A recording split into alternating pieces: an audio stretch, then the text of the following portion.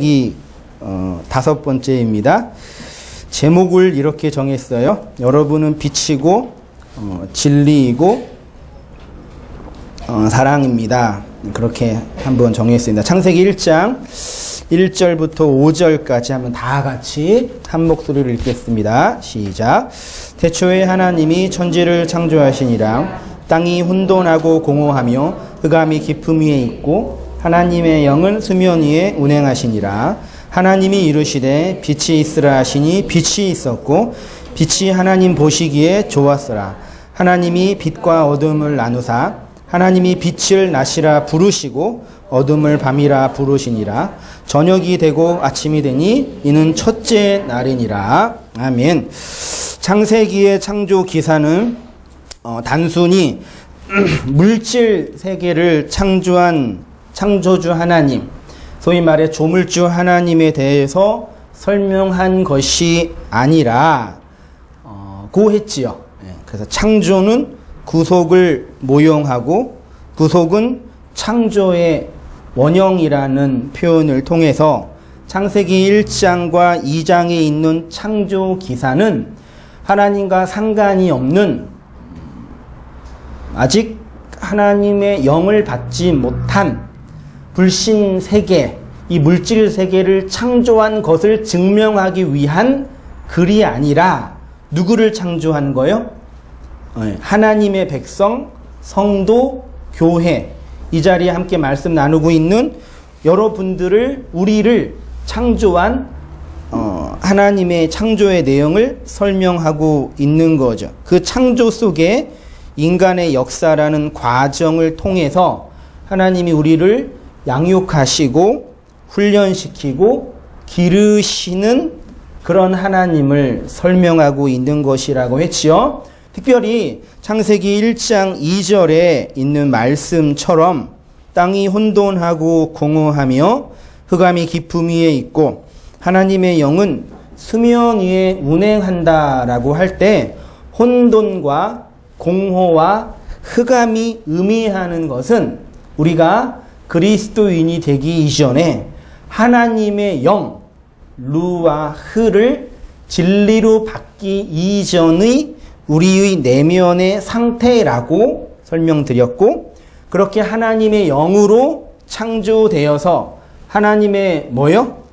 라하프, 운행하심을 통해서 하나님이 우리를 훈련시키고 양육시키고 돌보시는 그 전체의 과정이 하나님의 창조의 과정이라고 말씀을 드렸지요. 그래서 우리는 우리의 인생과 역사를 통해서 하나님이 나를 하나님의 영으로 창조하신 사건, 하나님의 진리의 날개라고 할까요? 그 하나님의 라프를 통해서 나를 훈련시키고 기르시고 양육하시는 그런 하나님의 손길을 창세기 1장 1절과 2절을 읽으면서 확인할 수 있는 거죠. 그렇죠. 혼돈과 공허와 흑암이었던 우리의 존재와 역사 속에 하나님의 영으로 가장 먼저 행한 일이 뭐냐 이 얘기. 오늘은 그렇게 우리가 혼돈, 공허, 흑암 속에 거했던 그런 존재였는데 그런 우리를 하나님이 어떻게 하셨냐 얘기죠. 뭐 하셨냐는 얘기죠. 하나님의 영으로 무슨 일을 하셨냐라는 얘기죠. 그게 3절에 나와 있어요. 3절 보세요. 하나님이 이르시되 뭐가 있으라? 뭐가 있으라요? 빛이 있으라 하시니 빛이 있었고 그랬죠. 그리고 4절에서는 하나님이 어떻게 설명되고 있어요? 하나님이 보시기에 좋았더라. 5절에서는 하나님이 빛을 낮이라 부르시고 이렇게 하나님이 빛을 창조하신 첫째 날의 기사가 설명되어 있는데, 근데 이제 잠깐 우리 성경을 좀 또 깊이 살펴볼 필요가 있는데요. 창세기 1장 3절부터 창세기 2장 3절까지가 어떤 의미에서 창조의 서론적인 이야기예요. 잘 들어보세요. 서론적인 이야기인데 이것이 첫째 날부터 일곱째 날까지 하나님이 첫째 날 빛을 창조하시고 두째 날 궁창을 창조하시고 셋째 날 묻을 창조하신 그 창조의 이야기인데 그게 다 어떻게 이어져 있냐면 하나로 이어져 있어요. 그러니까 첫째 날부터 일곱째 날까지 하나님이 하나의 사건으로 설명하고 있는 거죠. 그게 그 히브리 문법으로 제가 굳이 썼는데 와우 계속법이라는 용법으로 되어 있어요. 한글 번역 성경에는 그런 용법이 전혀 나와 있지 않는데 그 히브리 원문을 보면은 어떻게 되어 있냐면 각 절마다 접속사 기역자처럼 이렇게 와우 바브라는 단어 보이죠? 그거랑 동사가 합해져서 이게 이제 히브리 문법으로 이런 얘기하면 또 여러분 별로 안 좋아하시겠지만 기분 나쁘시면 다 듣고 잊어버리세요. 예, 히브리어는 굳이 논리를 위해서 설명하는 거니까 어떻게 되어 있냐면 접속사와 동사로 연결되어 있어서 그리고 말씀하셨다. 그리고 바라보셨다. 그리고 칭하셨다. 그리고 만드셨다. 이렇게 1장 3절부터 몇 절까지요? 2장 3절까지 그리고 말씀하시고 그리고 바라보시고 그리고 칭하시고 히브리 단어가 조금 어려운데 몇 개만 있으면 돼. 1장 3절에는 뭐라고 돼 있어요? 바, 아마르. 아마르가 많이 들어봤죠? 말하다. 뭐 다바르, 아마르 그렇게 설명하는데 아무튼 말하다. 그 다음에 바 1장 4절에 바라. 라가 보다예요. 보다. 하나님이 보다. 바, 카라. 하나님이 칭하시다. 6절은 바 아마르 또 아마르가 또 나왔네요. 그 다음에 7절은 바 아싸 아싸 동사 기억나죠? 만들다 행하다. 그 다음에 8절은 바 카라 이렇게 쭉 다 찾아보니까 다 이렇게 돼 있어요. 접속사 플러스 동사로 이게 히브리 문법의 와우 계속법이라고 하는데 뭘 설명드리고 싶냐면 연속적인 서술이란 얘기죠. 창세기 첫째 날 창조하시고 두째 날, 셋째 날, 넷째 날, 다섯, 여섯, 일곱째 날까지 하나님이 연속적으로 하나의 사건을 설명하는 거예요. 뭘요? 이 우주 만물을 창조하신 하나님이다를 설명하기 위한 것이 아니라 일곱의 날을 통해서 하나님이 누구를 창조하는 거예요? 그치요. 나를 우리 준이가 나라 그랬어요. 우리를 창조하신 그 하나님의 창조를 설명하고 있는 거예요. 이 페이지로 가서 이렇게 1장 3절부터 2장 3절까지 접속사 더하기 동사의 용법으로 하나님이 말씀하시고 아마르, 하나님이 보시고라, 하나님이 칭하시고 카라 이런 것을 통해서 하나님이 창조 사역을 펼치고 계시고 재미있는 게 일곱째 날 뭐 하셨어요? 하나님이 쉬셨죠. 그게 안식일이죠. 근데 일곱째 날은 제가 박스에 맨 위에 2장 3절하고 바라크 했죠. 여러분 바라크가 뭐예요? 이건 이 단어는 알죠? 복. 헬라어로는 마카리오라 그러잖아요. 그러니까 하나님이 일곱째 날은 복을 주셨어요. 첫째 날에는 말씀하시고 그 다음에 칭하시고 바라보시고 창조하시고 행하시고 다 이렇게 하나님 만드신 다음에 맨 마지막 날 일곱째 날에 복 주셨어요. 그 복이 무엇으로 완성이 돼요? 일곱이라는 하나님의 언약을 통해서 완성이 돼요. 그래서인지 성경에서 이 복, 바라크, 마카리오라는 단어가 아주 많이 나와 있습니다. 하나님의 복은 성경 전체에 흐르고 있는 매우 중요한 사상이에요. 아담에게 하나님이 뭐 주셨어요? 복 주셨지요. 노아에게도 복 주셨어요. 아브라함에게도 복 주셨어요. 그렇게 하나님의 언약 안에 있는 사람들이 모두 뭘 받았어요? 복 받았어요. 복 받기를 바랍니다. 하늘의 복으로 충만히 거하시기를 바랍니다. 싫으세요? 거둘까요 다시? 다시 보면서 정말 이 바라크라는 단어가 이렇게 많이 나와 있는 줄은 몰랐어요. 성경 전체를 보니까 제가 그렇게 표현했잖아요. 시편도 뭘로 시작해요? 시편 1편 복 있는 사람은 악인의 꾀를 쫓지 않고 하면서 여호와의 말씀을 묵상하는 사람이라 그러죠. 욥도 뭐 받았어요 나중에? 갑절에 복을 받았잖아요. 그 죽을 고생하고. 그리고 잠언도 뭘로 시작해요?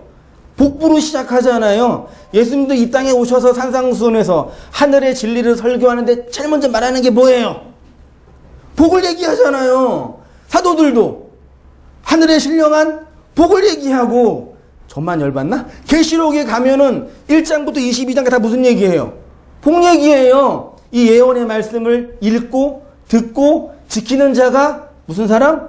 복 받는 사람. 22장에 가면은 이 예언의 말씀을 빠는 사람이 복 받는 사람이라고 해요. 이 복이 이렇게 중요한데 다 아시겠지만 오늘날 소위 말해 이제 기복주의나 이 물질 자체를 복으로 생각하는 그 어느 교단에서 그 영혼이 잘 되고 육체가 잘 되고 범사가 잘 되는 삼박자 축복, 오박자 구원이라 그러네. 참 말도 안 되는 완전 아무튼 뭐 그런 식으로 이용한 게 잘못한 거지. 실제로 이 바라크 마카리오라는 단어 속에 있는 그 복의 의미는요 놀라워요. 오늘은 복 얘기는 안 하고 다음에 복에 관해서 말씀 나눌 때 함께 강론하도록 하고요. 그러니까요, 성경 전체를 분석하면 가장 먼저 나누어야 할 구문 분석이 뭐냐. 여러분 성경을 연구할 때요, 창세기부터 계시록까지 혹은 성경 한 권을 볼 때 가장 먼저 봐야 할 게 뭐예요? 성경 전체를 조망하는 거죠. 울창한 숲을 보려면, 숲에 들어가려면 울창한 숲이 어떻게 구성되어 있는지 알아야지. 그거 모르고 그냥 들어가면 어떻게 돼요? 길 잃어버려요. 그 숲 안에 있는데 이게 뭔지 몰라요. 그래서 성경을 보거나 연구할 때는 전체가 어떻게 연결되어 있는지를 봐야 되거든요.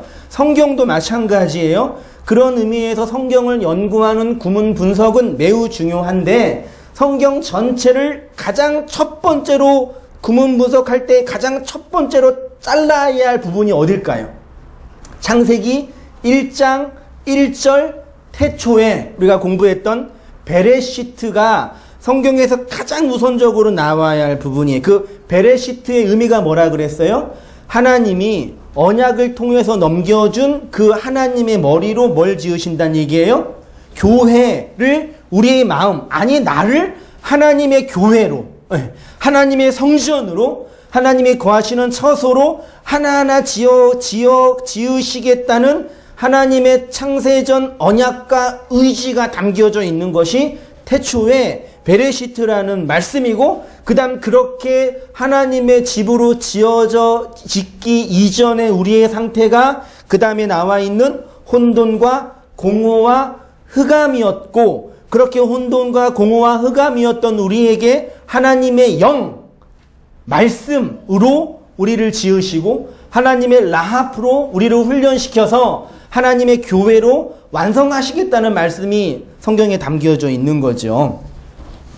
그 다음에 3절부터 하나님의 루아흐와 하나님의 라하프가 우리를 하나님의 백성으로 어떻게 창조해 가시는지를 1장 3절부터 첫째 날, 둘째 날, 셋째 날, 넷째 날 쭉 가다가 일곱째 날까지 다 하시고 2장 4절부터 뭘 만들어요? 하나님이 에덴 동산을 만들고 에덴 동산에 누구를 집어넣어요? 에덴 동산에 뭐가 있어요? 선악과와 생명나무가 있죠? 그리고 그 안에 아담과 하와를 만든 거죠. 그게 말하자면 성전이에요. 성전. 이 코스모스의 세상이에요. 그렇게 아담, 그 다음에 하와, 그 다음 셋, 아벨, 가인, 그렇게 하나님이 하나님의 백성들을 하나하나 세워 가시면서 그 하나님의 창세전 언약이 점점점 역사를 통해서 어떻게 돼요? 이렇게 확장해 가면서 계시가 점진적으로 확장해 가는 모습으로 진행돼 가다가 그 모든 계시가 어디로 수렴돼요? 누구에게로 수렴돼요? 그렇죠. 예수 그리스도에게로 수렴돼서 그 예수 그리스도를 통해서 창세기 1장 1절에 설명하고 있는 그 하나님의 언약이 무엇인지 알게 되는 거죠. 그렇게 신약은 예수가 어떻게 그리스도가 되는지를 기독론적으로 죽으심과 부활과 성령 강림을 통해서 설명하고 그 예수를 통해서 이제 비로소 뭐가 세워져요? 베이트, 하나님의 교회가 뭐예요? 예수를 머리로 한 그 지체, 우주적인 공동체가 우리의 역사 속에서 세워져서 이렇게 진리를 말하니까 이 진리의 말을 들으러 원근 각지에서 모여서 이렇게 앉아 계시는 거잖아요. 이거 기적이에요. 에? 무슨 인생에 도움이 되는 얘기나 돈 버는 얘기나 뭐 잘 사는 얘기나 윤리나 도덕적인 얘기도 아닌데 그 얘기를 들으러 멀리서 다 이렇게 오시잖아요. 그렇죠? 그렇게 교회가 신약 시대의 성령을 통해서 하나하나 세워져 가는 거죠. 그리스도를 머리로 한 영적인 공동체가 세워지는 것입니다. 그러면 이제 이 얘기를 말하고 싶어요. 그러면 하나님께서 이 역사를 통해서 완성하시겠다는 그 교회, 즉 그리스도의 머리로 세워지는 영적인 공동체로서의 교회의 요소, 교회는 무엇으로 지어지는가 할 때 교회의 요소가 뭐예요? 제가 뭐라고 썼어요? 예, 빛이라고 썼죠. 옆에다 한번 써보세요. 펜 있으신 분은 빛. 그다음 오늘 설교 제목이에요. 진리 그리고 사랑. 교회 안에 빛이 있고 교회 안에 진리가 있고 교회 안에 뭐가 있다고요? 사랑이 있어요. 아니, 교회가 빛이고 교회가 진리고 교회가 사랑이에요. 그래서 3절부터 5절까지 첫째 날 하나님이 뭘 창조하세요? 뭘 창조하세요? 빛을 창조하세요. 창세기 1장 3절에 그냥 원문을 보면요. 바요메르, 원래 바우 플러스 아마르예요. 하나님이 말씀하셨다. 엘로힘 하야 오르, 이게 오르가 빛이에요. 하야 오르, 어렵지 않습니다. 그리고 그가 말씀하셨다. 하나님이 그 빛이 있으라. 그리고 빛이 있게 되었다. 근데 4절이 좀 어려워요. 4절이요.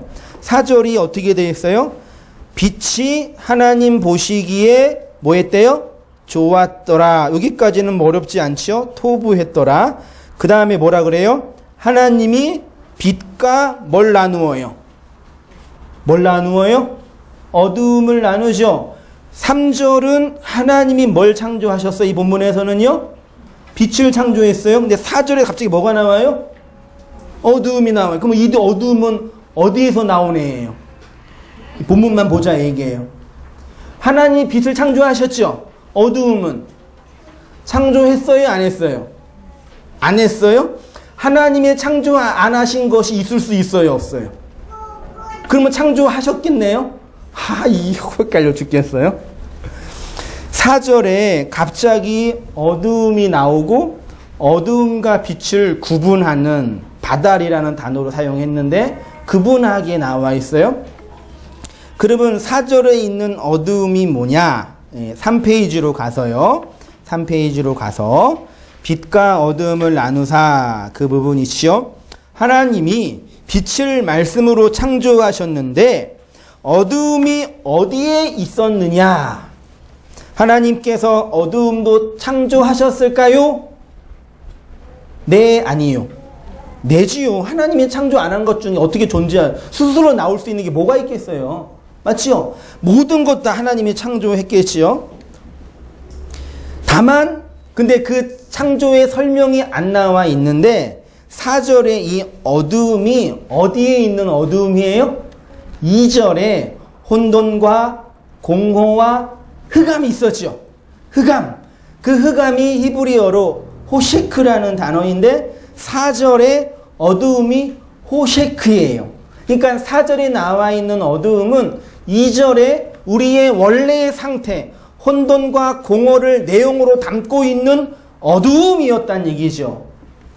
좀 어렵지만 잘 들어보세요. 누가 그러시더라고요. 주중에 공부하는데 목사님 설교는 영화 보는 것 같다고. 처음 듣다가 저 얘기를 왜 하지? 저게 뭐지? 하다가 나중에 다 들으면 그래서 그러셨구나. 그러나요? 여기 비웃어요? 인내하고 들으시라. 나중에 그러면 깨달을 수 있다. 그거예요. 아무튼 2절에서 혼돈과 공허와 흑암에서 흑암이 의미하는 건 호셰크인데 하나님이 빛은 말씀으로 창조하시고 어두움은 어떤 언급도 없어요. 그리고 빛과 어두움을 나누시고 5절에서는 빛을 뭐라고 부르세요? 낮이라 부르고 어두움은 밤이라 부르죠. 그리고 저녁이 되고 아침이 되니 그러니까 이 역사가 어두움과 빛, 저녁과 낮으로 공존하는 거예요. 우리가 살고 있는 이 역사는 낮일까요? 어두움일까요? 우린 여기서 논리적으로 하나의 결론에 도달할 수가 있습니다. 그것은 빛이란 바로 어디에서 나왔다는 얘기예요? 좀 어렵지만 잘 들어보세요. 빛이란 바로 어두움에서 나왔다는 얘기예요. 혼돈과 공허와 흑암이었던 우리에게 하나님이 빛을 비추니까 그 흑암에 있는 빛이 나오게 된 거예요. 아직 완성된 빛은 아니지만 빛으로 나오게 되었다라는 얘기죠. 그래서 성경은 이렇게 하나님의 빛을 받은 성도를 존재적으로 뭐라 그래요? 빛이라고 해요. 영적인 수준이나 도덕적인 행실은 빛이 아닌데 성경은 그 어두움에서 빛으로 부름받은 존재를 뭐라고 정한다고요? 빛이라고 해요. 여러분은 뭐예요? 빛이에요. 무슨 빛이 이 모양이에요? 근데 빛이라 그래요. 베드로전서 2장 9절 보시기 바랍니다. 그러나 너희는 택하신 족속이요 왕같은 제사장들이요 거룩한 나라요 그의 소유가 된 백성이니 이는 너희를 어디서 불렀어요? 어두운 데서 불러내요. 어두움 속에 있었어요. 어두운 데서 불러내요. 그의 기이한 어디에? 빛에 들어가게 하신 이의 아름다운 덕을 선포하게 하려고 우리를 어두움 속에서 아니 어두움에서 빛으로 불러주신 거죠. 고린도전서 4장 6절 어두운데 빛이 빛이라 말씀하셨던 그 하나님께서 예수 그리스도의 얼굴에 있는 하나님의 영광을 아는 빛을 우리의 마음에 비추었느니라. 에베소 5장 8절 너희가 전에는 뭐였다고요? 어두움이었더니 이제는 주 안에서 뭐예요? 빛이라. 성경이 분명히 말하잖아요. 빛으로 부름받은 교회의 존재는 지금은 빛인데 그전에는 뭐라고요? 어두움이에요. 이제는 빛이니까 뭐라 그래요? 빛의 자녀들처럼 아니 빛의 자녀로 해나라 그래요. 쉽게 도식화하면 이렇게 할 수 있습니다.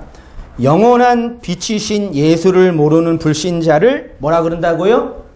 흑암, 어두움이라고 말할 수 있는데 그 흑암에 진리의 빛이 비추어진 성도를 빛이라고 해요. 그러니까 완벽하게 완전하게 빛으로 충만한 100%의 빛이기 때문에 빛이라고 부르는 것이 아니라 어두움에서 빛이 들어가 그를 빛으로 불렀기 때문에 빛이라고 하는 거예요.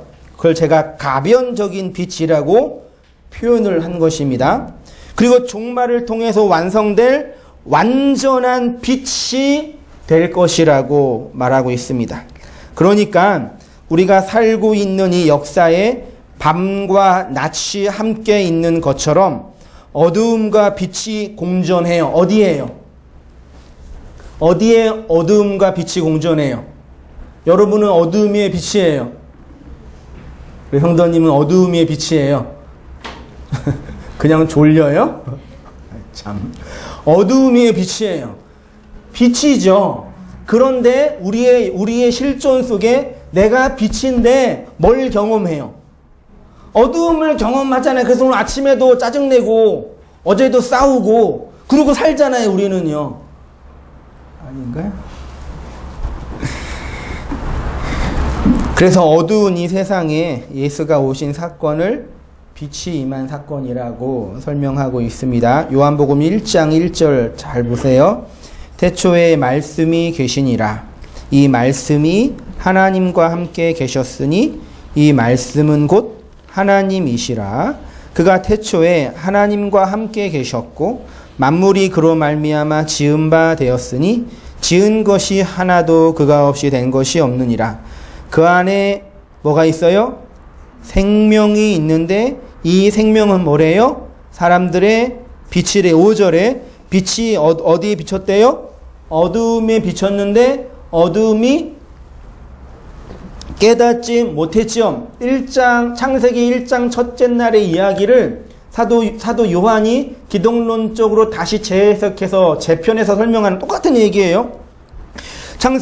요한은 창세기 1장의 빛이 어둠에 비친 사건을 예수님의 성육신 사건이라고 선포해요. 하나님이 말씀하셨고 하나님이 말씀이고 그 하나님의 말씀은 뭐라고요? 하나님의 생명이고 그 생명은 뭐로 발현해요? 하나님의 빛으로요. 근데 그 빛이 어디에 비쳤어요? 어두움에 비쳤는데 뭐라 그래요? 어두움이 그 빛을 깨닫지 못한대요. 여기 깨닫다가 헬라어로 보면은 카타람바노라는 단어인데 카타라는 전치사 어디 아래와 람바노라는 뜻으로 취하다, 잡다라. 그러니까 깨닫다라는 단어의 뜻이 뭐냐면 어떤 대상을 인식하는 것과 함께 그 대상을 꽉 움켜쥐고 붙잡는 것을 카타람바노, 깨닫다라고 해요. 그러니까 어두움이라는 그 존재가 빛이 비추니까 그 빛을 취하지 않았다는 얘기예요. 붙잡지 않았다라는 얘기예요. 그러면 보세요. 이 역사 속에 있는 모든 사람들에게 무엇이 비추고 있어요? 요한복음 1장 1절부터 5절까지 빛이 비추고 있죠. 그 빛은 누구예요? 예수죠. 예수가 생명으로 말씀으로 빛으로 역사 속에 있는 모든 어두움에게 확 비치고 있는데 본문은 뭐라 그래요? 이 어두움은 그 빛을 깨닫지 취하지 못하고 있대요. 왜요? 모든 사람의 마음과 심령 속에요. 예수라는 진리의 빛을 어떻게 설명하죠? 확 뭐예요? 환하게 비추고 있어요. 다 비추고 있는데 역사 속에 있는 대부분의 사람들은 그 빛을 깨닫지 못해요. 그렇죠? 못한대요. 왜요? 제가 답해야죠. 요한복음 1장 5절은 빛이 어두움에 비추되 어두움에 깨닫지 못하더라 되어 있죠. 그 다음에 그 4페이지 아래에 요한복음 1장 6절 본문이 있어요. 지금부터 좀 중요합니다. 집중해서 들어보세요. 나중에 다 연결될 거예요. 1장 6절에 하나님께로서 보내심을 받은 사람이 났으니 이름은 뭐래요? 요한이래요. 그 요한은 뭐 하는 사람이에요? 그 빛을 증언하러 왔대요. 그가 증언하러 왔으니 곧 빛에 대하여 증언하고, 요한이 빛으로 임한 예수를 증언을 하면 어떤 일이 일어난대요? 모든 사람이 자기로 말미암아 뭐가 생긴대요? 믿음이 생겨요. 지금 4페이지 중요한 부분입니다. 8절에 그는 빛이 아니요 그 빛에 대하여 뭐 하는 사람이라고요? 증언하는 사람이에요. 그러면 절 보세요, 여러분. 중요해요. 요한복음 1장 1절부터 5절까지는 예수가 빛으로 이 어두운 세상을 다 비추고 있어요. 모든 인간의 마음과 양심과 심령과 역사를 빛으로 환하게 비추고 있는데 대부분의 어두움들은 그 빛을 깨닫지 못하고 받아내지 못하고 있지요. 이유를 뭐라고 말할 수 있어요? 6절부터 보면은 그 빛이 힘이 없기 때문에, 능력이 없기 때문에 사람들에게 깨달음을 주지 못하는 것이 아니라 그 빛을 증언하는 요한의 사역이 없기 때문에 그 빛을 모른다고 말하고 있는 거예요. 요한이 누구죠? 요한이 누구예요? 한소희 목사죠? 그러면 큰일 나는 거예요. 요즘에 그런 사람도 있다고 그러는데 자기가 이 성경을 완성한 요한이라고, 그런 말도 안 되는 얘기고, 그게 누군지 한번 잘 생각해 보세요. 성경에서 요한 하면 대표적인 사람이 누구죠? 세례 요한과 사도 요한이죠. 물론 마가 요한도 있고 또 베드로의 아버지도 요한이죠. 요한의 아들 시몬 그랬잖아요. 근데 대표적인 요한은 세례 요한과 사도 요한이에요. 여기 요한복음 1장 6절에 있는 요한은 누구죠? 세례 요한이죠. 근데 재미있는 거는 마태, 마가, 누가 공관복음에서는 세례 요한이라는 명칭을 줘요. 공관복음 기자들이. 세례를 준 요한이라고. 근데 요한복음에서는 세례 요한이라고 안 돼 있어요. 그러니까 문맥을 보면 세례 요한인지 사도 요한인지 확인할 수가 있는데 요한복음 누가 썼어요? 사도 요한이 썼죠. 그런데 사도 요한이 세례 요한과 자기 자신 요한을 구분하지 않고 그냥 요한이라고 써요. 뭘 말씀드리고 싶은지 알겠어요? 세례 요한이 뭐한 사람이에요? 광야에서 낙타 털옷 입고 약대 털옷 입고 메뚜기야 뭐 먹었어요? 준이야 뭐 먹었어요? 이 정도는 알아야 되지 않아요? 주일학교 몇 년 다녔는데 메뚜기야 석청 먹으면서 진리를 외쳤잖아요. 근데 세례 요한이 어떤 사람이에요? 구속사적으로 구약의 마지막 선지자예요. 말라기에서 오라 한 그 엘리야가 누구라고요? 세례 요한이에요. 그러니까 창세기부터 말라기까지 구약 성경은 누구에게로 수렴돼요? 말하자면 세례 요한에게 수렴되고 그 세례 요한이 그 진리를 누구에게 전해요? 예수에게. 그 요단강에서 예수에게 세례를 주고 예수에게 신적 권위가 임해서 세례 요한이 사라지는 거거든요. 그렇게 세례 요한이 구약을 담는 그릇이 돼요. 마지막으로 말하자면 그 사도 요한은 신약을 완성한 사람이에요. 그러니까 신약의 마지막은 누구에게 완성돼요? 사도 요한에게 완성돼요. 요한이라는 단어의 뜻 자체가 하나님의 은혜를 베푼다. 하나님은 사랑이다. 그 의미를 담고 있단 말이죠.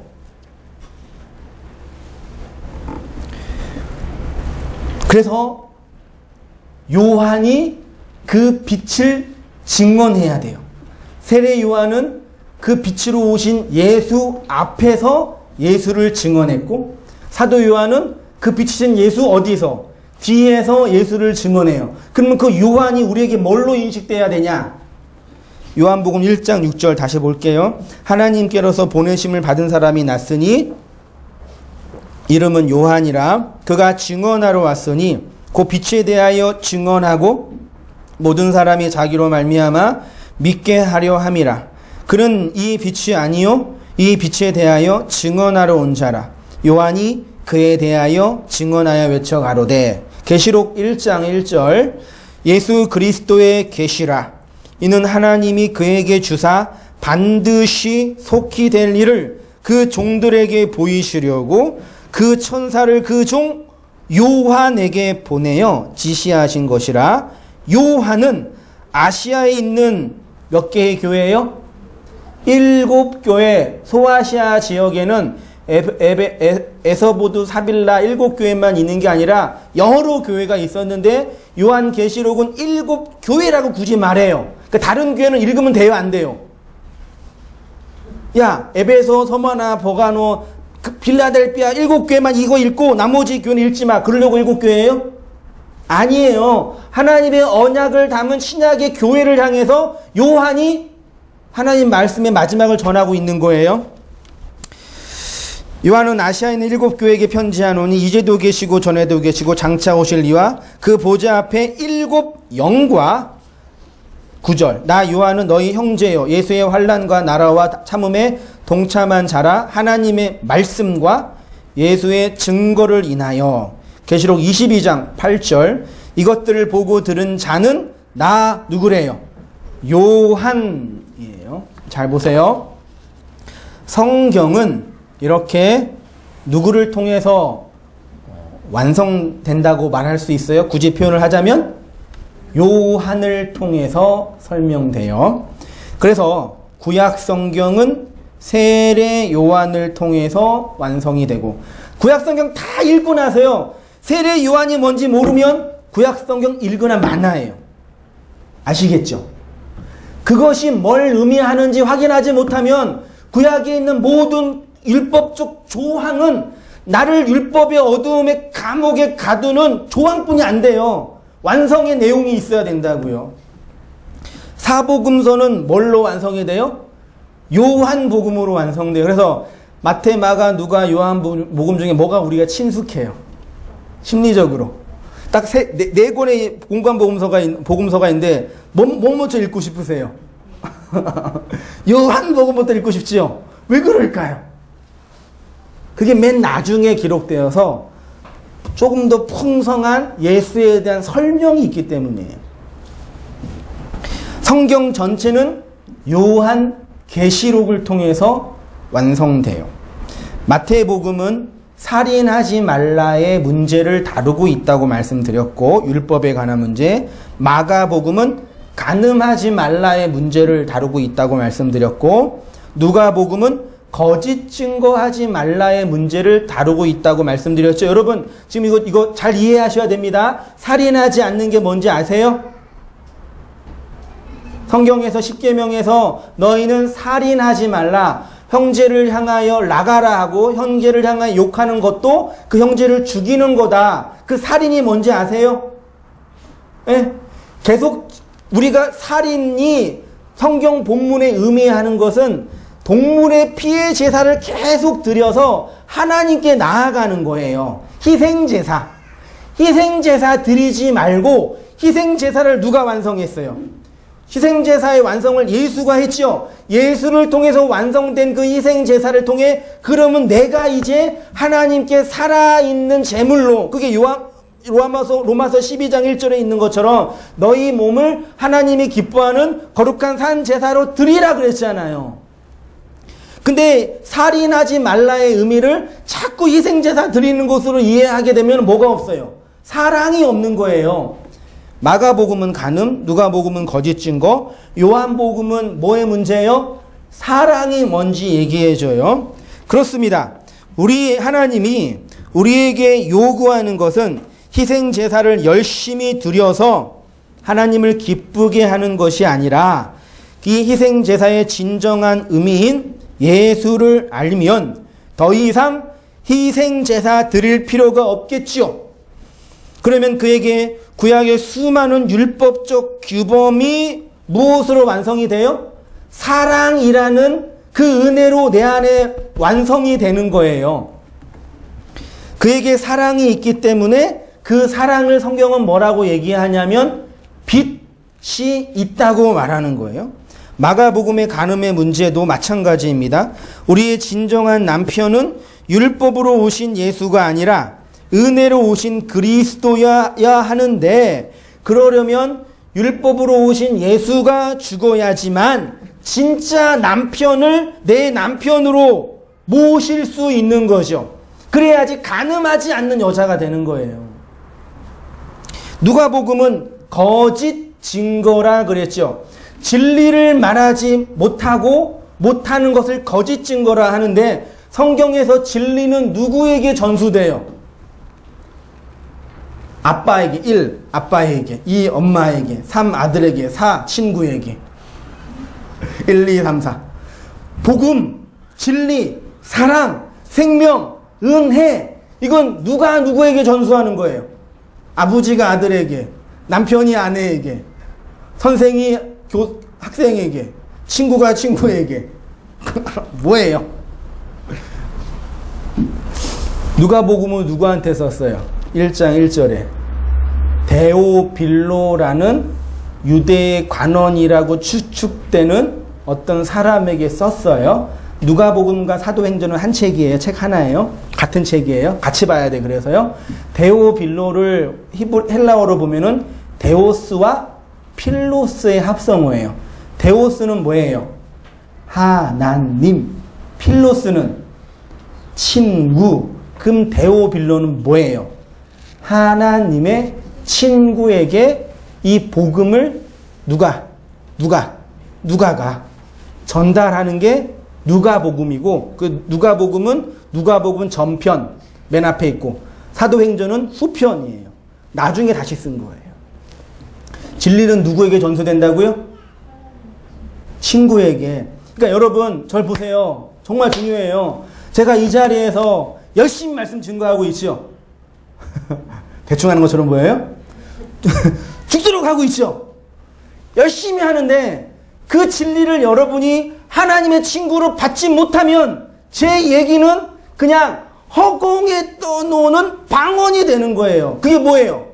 울리는 꽹과리예요. 하나님을 사랑하세요. 진리를 가지세요. 했는데 여러분의 귀에는 웽웽웽웽웽웽 그렇게 들린다고요. 누구에게?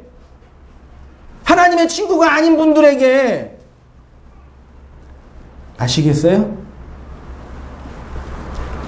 그러니까 아무리 얘기해도요. 그 얘기를 알아먹는 사람은 그걸 알아먹어요. 친구이기 때문에. 그 히브리인들에게 친구는 가장 비밀스럽고 가장 은밀한 얘기를 전하고 공유하는 관계가 친구라 그랬잖아요. 그거 받고 있으세요? 저 뒤에 계신 분들 받고 계셔요? 친구세요?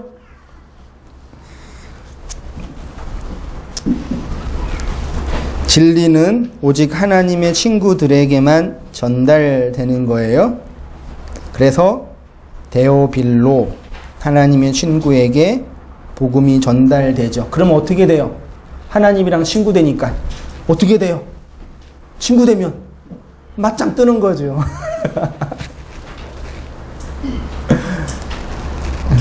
희생 제사도 뭘로 완성해요? 사랑으로.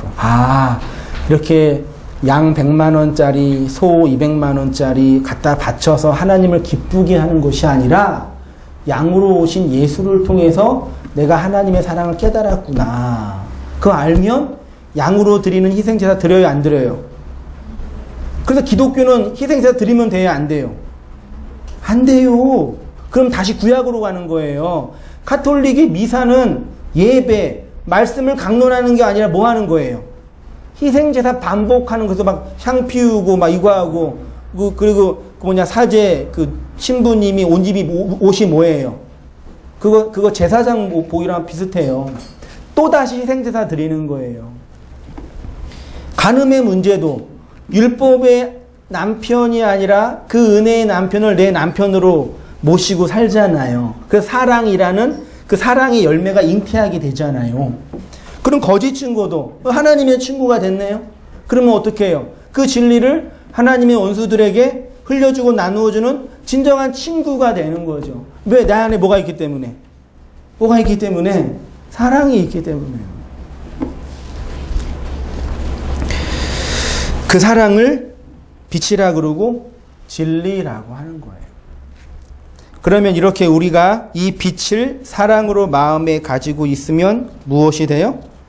이 어두운 세상에 빛이 되는 거죠. 그래서 예수님께서 산상수훈에서 8가지의 복을 다 말씀하신 후에 뭐라 그래요? 이 8가지의 복을 받은 너희는 세상의 빛이고 세상의 소금이다. 그러죠? 빛으로, 소금으로. 소금은 그 부패를 방지하는 게 아니라 소금, 성경에서 소금 하면 뭐예요? 언약이에요. 언약을 소금으로 설명했어요. 그러니까 빛을 증거하는 언약의 기둥으로 어디에 서요? 어두운 세상에 서서 빛이 되는 거예요. 누가요? 빛을 받은 여러분들이요. 그래서 제가 오늘 설교에 여러분은 빛이고 진리이고 사랑입니다라고 생뚱맞고 마음에 안 다가오는 설교 제목을 쓴 거예요. 여러분 정말 빛이세요? 진리이세요? 사랑이세요? 점점 좀 자신이 없어지죠? 다시 결론적으로 가겠습니다. 5페이지로 가세요. 창세기 1장 4절에 빛이 어디에서 왔다고 해요? 어두움에서 왔습니다.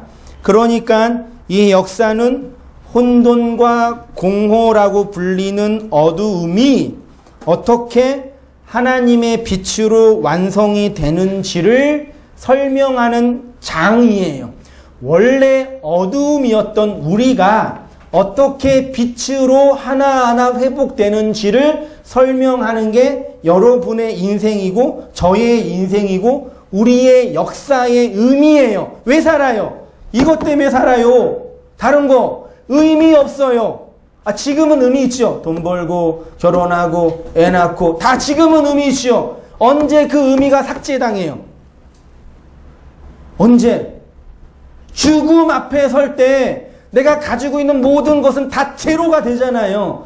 태어날 때 제로로 시작해서 죽을 때 제로로 되잖아요. 이 역사는 우리가 누리고 경험하고 배우고 체험하고 갖고 있는 거예요. 그래서 잘하고 많이 갖고 즐겁게 누리고 즐기면 돼요. 근데 복음을 알고 있는 우리는 뭘 알아야 돼요? 우리의 인생과 역사의 의미가 이렇게 시작되고 진행되고 완성되는지를 깨달아야죠.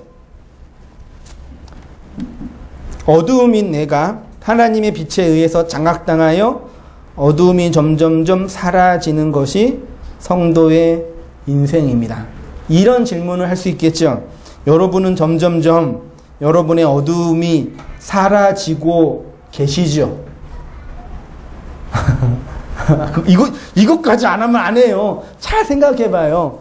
아이가 태어나서 넘어갈게요. 시간 없으니까. 점점점 어두움이 빛으로 하나하나 회복돼 가는 거예요. 뭐가? 우리의 인생과 역사가요. 그 일이 무엇으로 가능하다고 해요?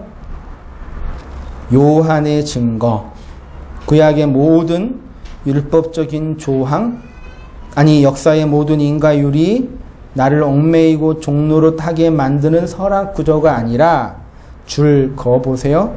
하나로 사랑으로 완성되어 생명이 되게 하는 것임을 내가 알면 되는 거예요.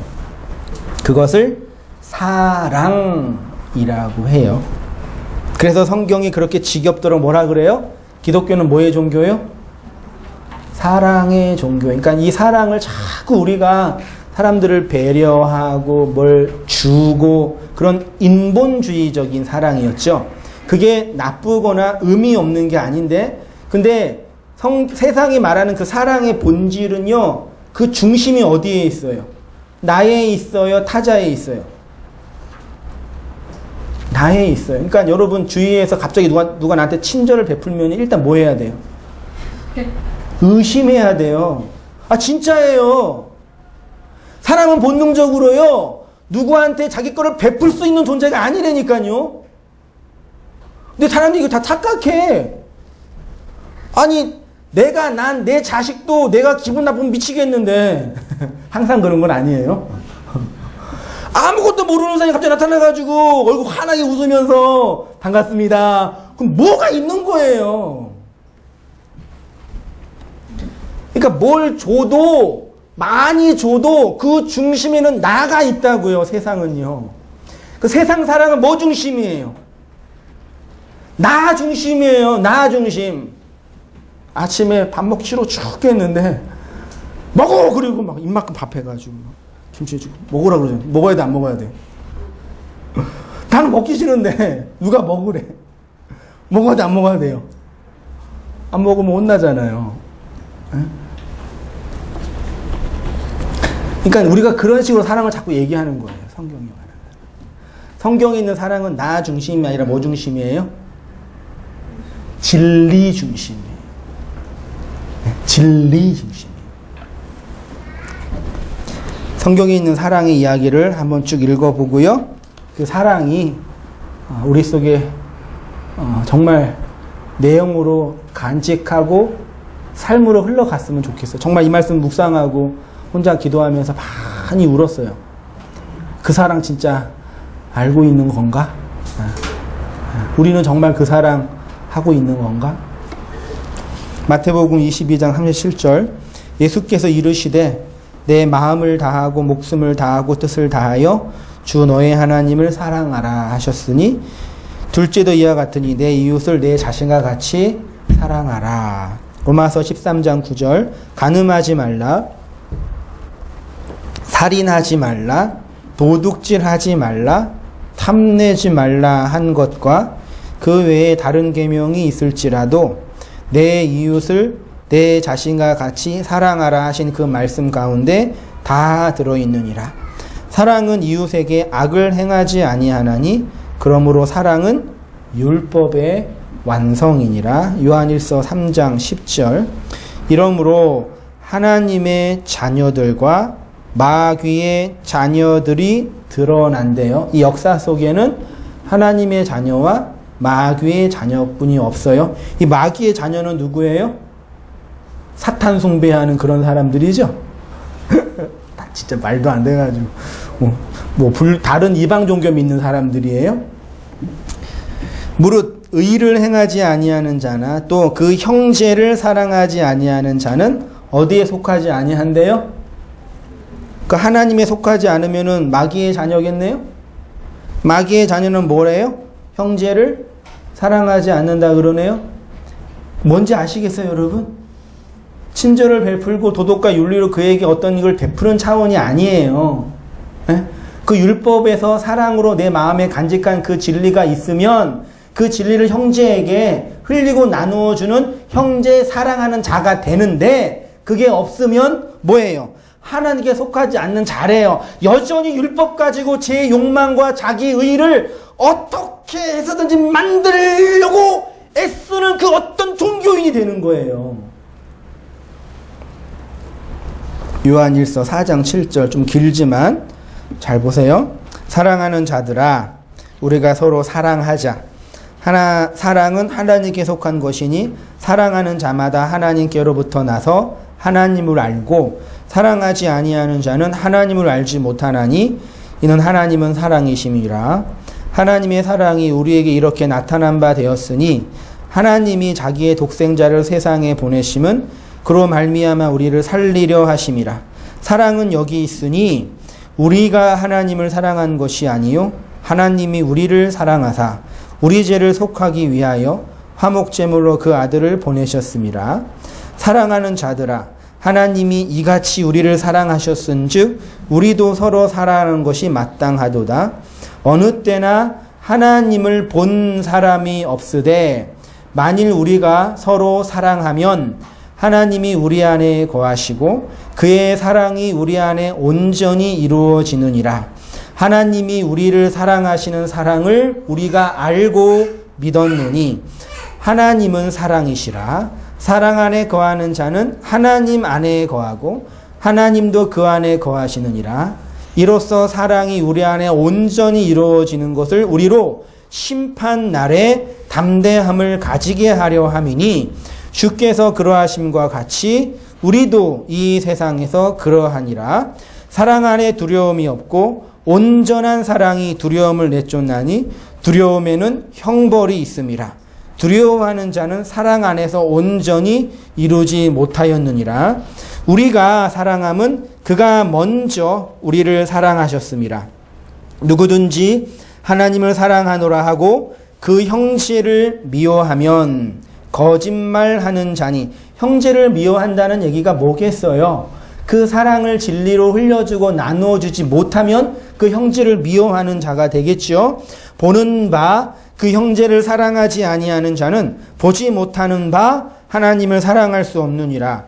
21절 우리가 이 계명을 주께 받았나니 하나님을 사랑하는 자는 또한 그 형제를 사랑할지니라. 하나님을 사랑하는 자가 뭐예요? 살인하지 않는 구약의 수많은 희생제사의 의미가 뭔지 알아서 더 이상 희생제사 드리지 않고 그 사랑을 마음에 담고 있으면 내 몸을 하나님이 기뻐하는 그 제사로 드릴 수 있는 인생이 되잖아요. 그게 하나님을 사랑하는 자거든요. 그러면 그 형제에게 너도 나처럼 그렇게 율법 안에서 죽고 네 몸을 하나님께 드려야지 라고 형제를 사랑할 수 있는 거예요.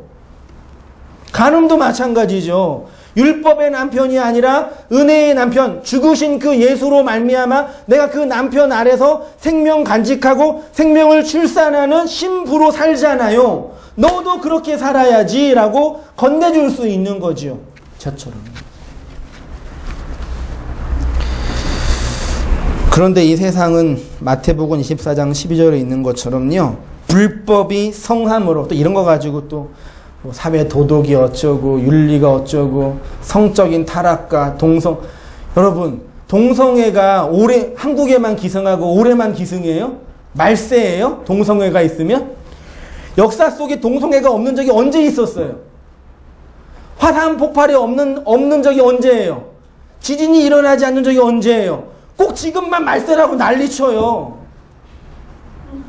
성적으로 타락하고 말세 가까이 왔다 그러고.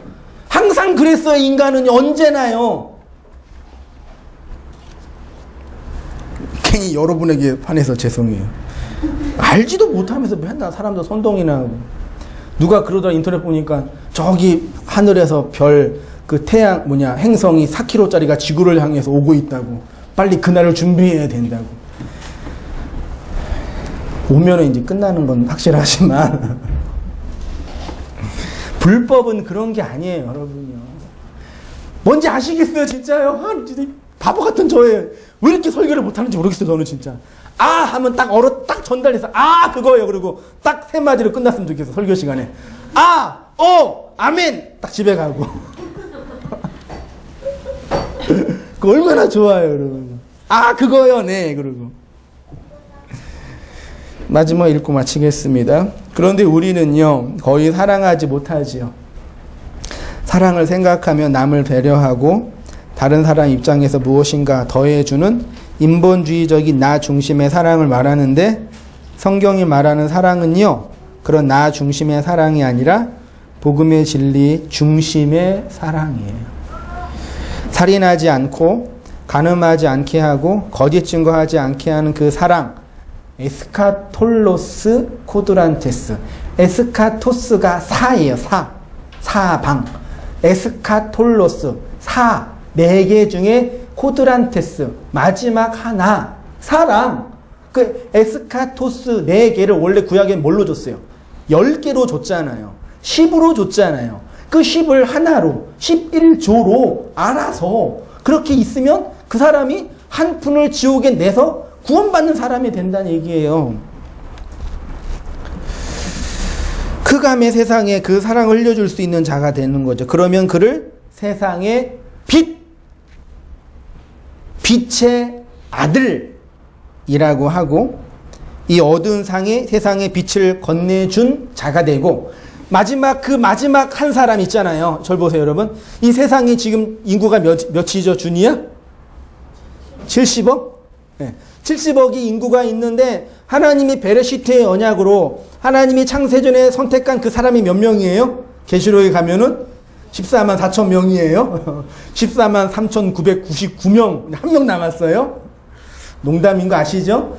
그 하나님의 백성, 마지막 선택받은 그 한 사람이 역사 속에 살잖아요. 그 사람이 그 진리를 깨닫고, 살인하지 않고, 간음하지 않고, 거짓 증거하지 않게 하는 그 사랑이 그거였네요. 그거 알게 되면 이 역사가 필요해요, 필요 없어요?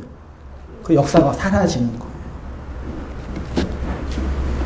그래서 열심히 진리를 증거하라고 예수님께서 올라가시면서 명령하신 거예요. 그 말씀 전하라고요. 나 중심의 사랑이 아닌 진리 중심의 사랑을 행하는 성도님이 되셔야 돼요. 이것이 혼돈과 공허와 흑암이었던 우리가 진리의 빛으로 어떻게 창조되고 회복되는지를 증거하는 성경의 내용입니다. 마지막으로 여러분은 뭐라고요? 빛입니다. 여러분 뭐라고요? 진리예요. 여러분 뭐예요? 사랑이에요. 빛으로, 진리로, 사랑으로 힘차게 힘내서 옆분에게 한번 격려 한번 해주세요.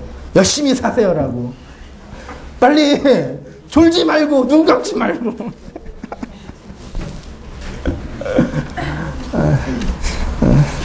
살아가시기를 주의 이름으로 축원드립니다. 기도하겠습니다.